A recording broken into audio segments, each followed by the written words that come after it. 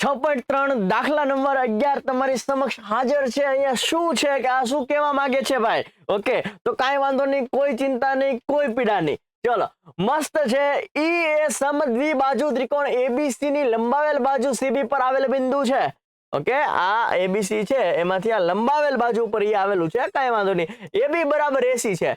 હવે જો હું ખાલી આ એબીસી ત્રિકોણને અહીંયા હું અલગ તારવી લઉં છું। અહીંયા મેં ખાલી શું કર્યું છે, એ બી અને સી થોડુંક વ્યવસ્થિત દોરું, તમને મજા આવે કે આ સાહેબ હું ધબધબાટી બોલાવે છે, બરાબર છે। તો આપણે આટલું કરીએ, ખાલી એબીસી દોરું છું। શું દોરું છું? એબીસી દોરું છું। એ બી અને સી દોરું છું। અહીંયાથી મને આટલી ખબર પડે કે એબી બરાબર એસી આપ્યા। જો એબી બરાબર એસી હોય તો ખૂણો બી બરાબર ખૂણો સી જ થાય। આ આપણે ભણી ગયા છે કે ભાઈ સરખી બાજુના સામસામેના ખૂણા સરખા જ હોય। ધોરણ 9 માં 7.2 પ્રમેયમાં આપણે સાબિત પણ કરી ગયા છે। ઓકે, એટલે આપણને ખબર છે કે જો આ બે બાજુ સરખી હોય તો આ બંને ખૂણા કેવા હોય? સરખા જ હોય।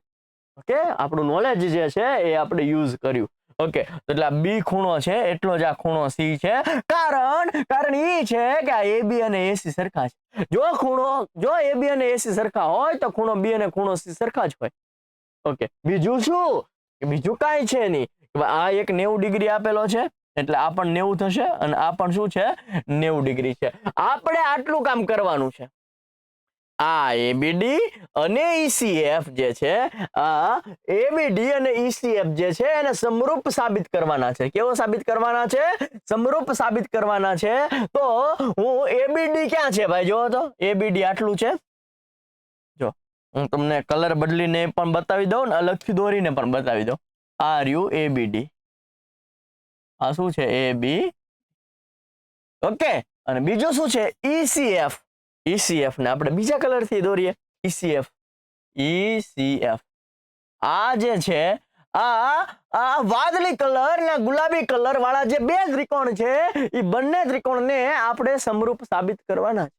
શું સાબિત કરવાનું છે? સમરૂપ સાબિત કરવાનું છે। તો ઈઝી છે કે ભાઈ જો આ એબીડી છે એમાં ખૂણો બી, એબીડી માં ખૂણો બી જેટલો છે એટલો જ ઈસીએફ માં ખૂણો સી છે।